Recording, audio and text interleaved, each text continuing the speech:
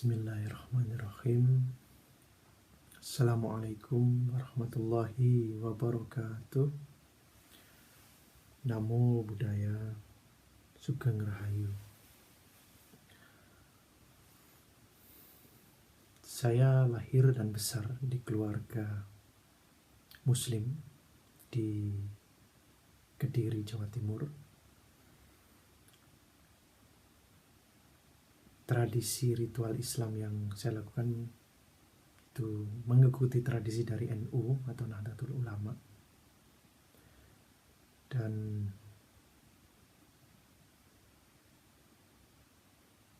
saya sangat menyukai meditasi ajaran Buddha. Saya juga sering membaca tentang kisah-kisah biksu Zen, di mana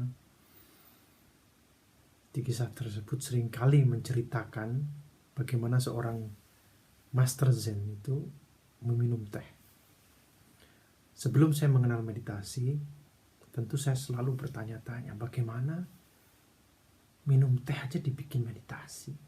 Sedangkan meditasi yang saya tahu, yang saya pahami saat itu, kita harus duduk, memejamkan mata, konsentrasi.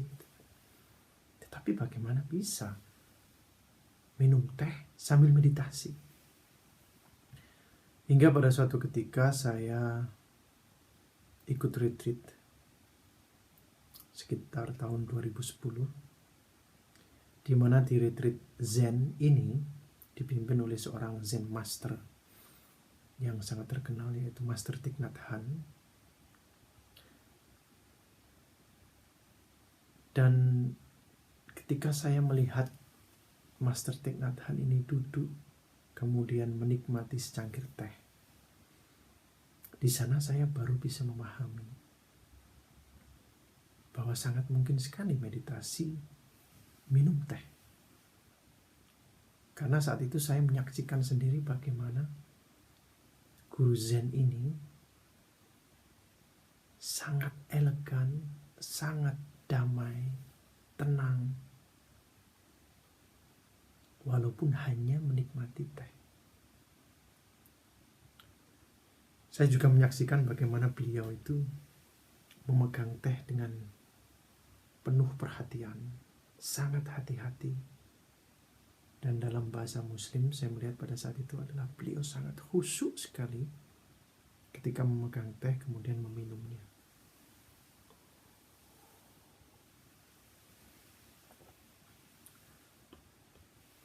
Dari sana saya sangat terinspirasi, saya ingin belajar meditasi minum teh. Dan saya ingin belajar pada master ini. Keinginan tersebut alhamdulillah terkabul pada tahun yang sama, akhir 2010, saya mendapatkan kesempatan untuk ke Jerman dengan bantuan dari donatur. Saya berangkat ke Plum Village di Prancis.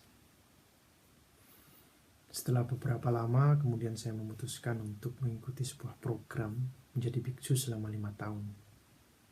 Nah, sehari sebelum pentahbisan, kami mendapat kesempatan untuk melakukan private conversation dengan Master Thich Nhat Hanh, atau seringkali kita panggil beliau Thai. Kami diundang di sebuah rumah tua ala Prancis. Kemudian ada sebuah perapian juga di sana. Dari pertemuan tersebut ada satu hal yang sangat berbekas hingga saat ini, yaitu ketika beliau menjelaskan tentang apa sih sebenarnya laku spiritual itu. Beliau menjelaskan laku spiritual itu bukan sesuatu yang jauh awang-awang di atas langit sana. Bukan sesuatu yang jauh dengan manusia. Tapi laku spiritual itu sangat dekat dengan diri kita di dalam aktivitas kita sehari-hari. Penjelasan Thai saat itu sangat mencerahkan saya karena saya selalu menganggap bahwa laku spiritual itu harus sesuatu yang magical gitu kan. Harus sesuatu yang jauh, yang berada di atas langit. Tapi beliau menjelaskan sangat sederhana sekali dan sangat berbekas. Lalu beliau melanjutkan mengangkat cangkir tehnya. Minum teh itu bisa sangat spiritual sekali kalau kita tahu cara melakukannya, yaitu dengan mindfulness.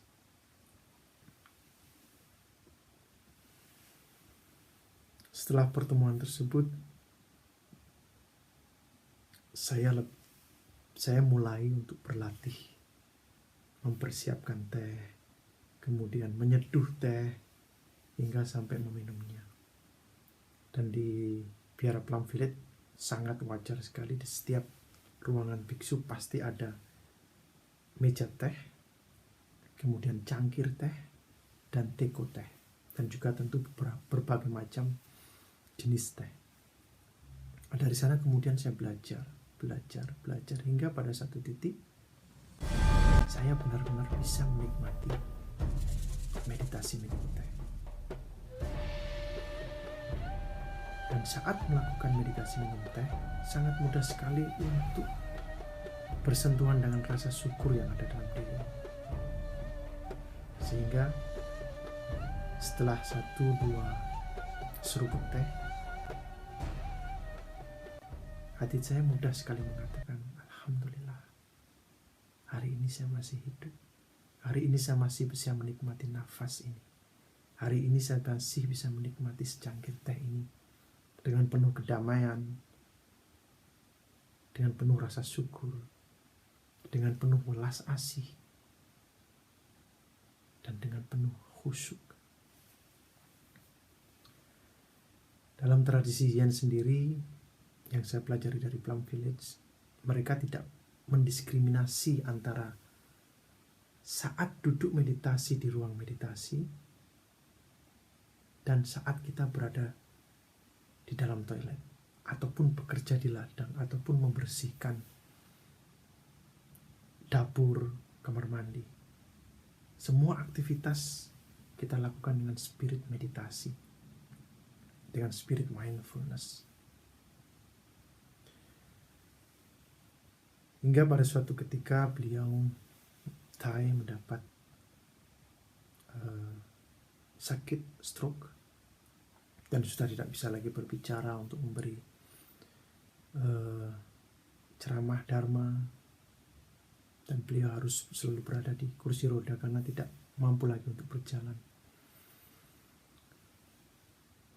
Dan alhamdulillah pada saat itu saya dipercaya oleh komunitas biksu untuk menjaga beliau. Dalam tradisi santri, menjaga seorang guru adalah sebuah pengabdian, adalah sebuah keharusan bagi seorang santri. Dan di sana ketika biksu sangga mempercayakan kepada saya untuk menjadi salah satu attendant dari Thai, saya sangat merasa bersyukur karena saya bisa mendedikasikan energi dan waktu saya untuk menjaga beliau. Selama menjaga beliau, banyak sekali pengalaman-pengalaman yang sangat indah dan dalam, terutama berhubungan dengan minum teh. Walaupun beliau sudah tidak bisa berbicara lagi, walaupun beliau sudah tidak bisa berjalan lagi, saya bisa merasakan energi mindfulness dari beliau masih sangat kuat sekali. Suatu ketika pada dini hari, sekitar antara jam 12 jam 1 malam, beliau tiba-tiba terbangun dan saya membangunkan beliau membawa beliau ke kursi roda dan mendorong ke area dapur. Malam itu sangat sunyi, gelap, tidak ada suara satupun, sangat sunyi. Kemudian saya menawarkan teh pada beliau. Saya membuatkan teh hijau. Saya seduh teh, kemudian saya persembahkan ke beliau. Nah, ketika beliau menerima teh dari saya, kemudian mencium, beliau memberi tanda bahwa teh ini belum siap. Kemudian diberikan lagi ke saya. Kemudian saya menyeduh teh untuk beberapa menit lagi. Saya kasih ke beliau. Kemudian beliau mencium kembali teh tersebut. Kemudian beliau tersenyum dan manggut-manggut. Kemudian kami berdua duduk di ruangan yang sepi, sunyi, hanya saya dan Tai pada malam hari itu. Tidak ada satu patah kata pun yang keluar dari kami. Dan kami berdua menikmati secangkir teh bersama-sama, tanpa ada satu patah kata pun. Karena di sana sudah terjadi pemahaman satu sama lain, bahwa saat ini adalah saatnya untuk hening, saatnya untuk menikmati teh. Kesempatan minum teh seperti ini pada saat saya menjadi attendant Thai itu tidak hanya sekali, berkali-kali. Tetapi malam itu begitu sangat spesial karena malam hari dalam tradisi Sufi adalah waktu yang tepat untuk bermuajahah dengan yang maha tak terhingga. Saya sendiri juga besar dalam tradisi sufistik di Jawa, jadi sangat memahami bagaimana malam itu begitu sakral bagi kaum santri dan kaum sufi. Dan malam itu elemen kesufian dalam diri saya sangat bangkit. Kemudian elemen zen dalam diri saya juga sangat hidup sekali. Sehingga dua elemen ini menyatu dalam diri saya, menemani guru saya dalam secangkir teh.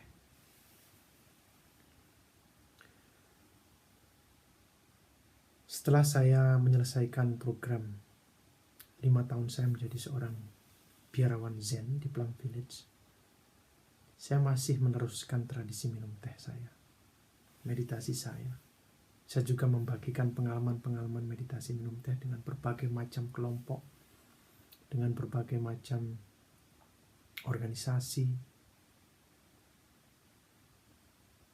Dan mereka sangat menikmati latihan ini. Karena sangat sederhana, tetapi sangat dalam sekali. Hanya secangkir teh, kita bisa bersentuhan dengan kedamaian yang ada dalam diri kita. Hanya dengan secangkir teh, kita bisa masuk ke dalam rasa syukur yang dalam. Hanya dengan secangkir teh, kita bisa bermeditasi juga. Sekian dari saya. Assalamualaikum warahmatullahi wabarakatuh. Namo Buddhaya, Sugeng Rahayu.